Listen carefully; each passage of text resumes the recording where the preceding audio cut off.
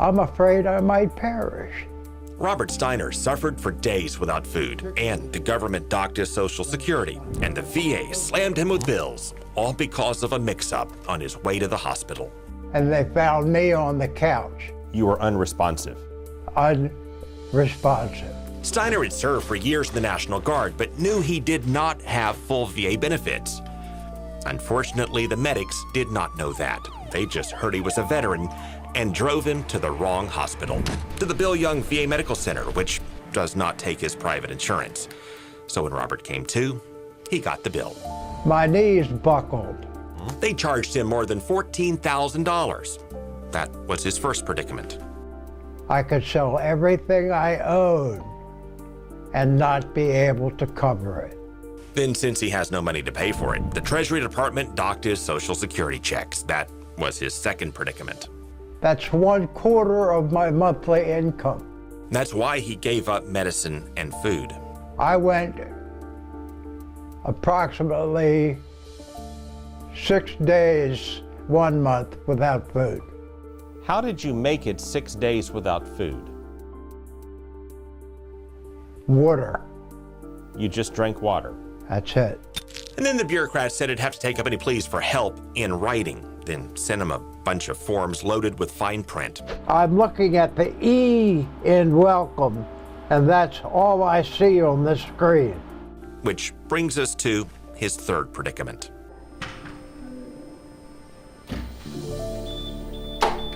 Did we mention he's blind? And the home he can barely afford is up a flight of stairs. And his mom, who checked up on him, recently passed at the age of 97. That would be his fourth predicament. Do you have anybody here in town to help you with things? No. Basically, I'm alone. He said he called and begged, and they agreed to stop docking his Social Security. Then they sent him the same bill all over again and warned if he doesn't pay, they could dock his Social Security. We'll send you paperwork. I said, that won't help. He showed me the letters. This issue is no longer with the Department of Veterans Affairs. It has been turned over to the United States Treasury. Yes, the VA directed him to take it up with the U.S. Treasury, while the Treasury Department directed him to call the VA. Another form noted he could file for hardship to reduce or exempt him from future VA medical costs, which could help if medics drive him to the wrong hospital again. Just a sample of what he's been getting in his daily trips to the mailbox. It was endless. I mean, 10, 12 calls a day, and nobody willing to give me a little extra assistance in my situation. Steiner had been going back and forth with him for years. Then we explained his predicaments to Congressman Charlie Crist, Congressman Gus Bilirakis, and the Department of Veterans Affairs. The very next day, the VA asked us if there was a particular time frame or deadline for our story. We said no because we wanted to give them reasonable time to look into it. One day later, Robert Steiner called us back to tell us the VA had just fixed it. Waiving the hospital bill. What went through your heart when you heard that?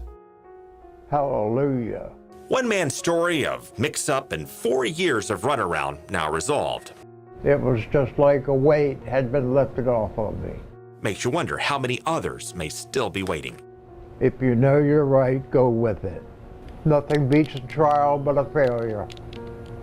Always try.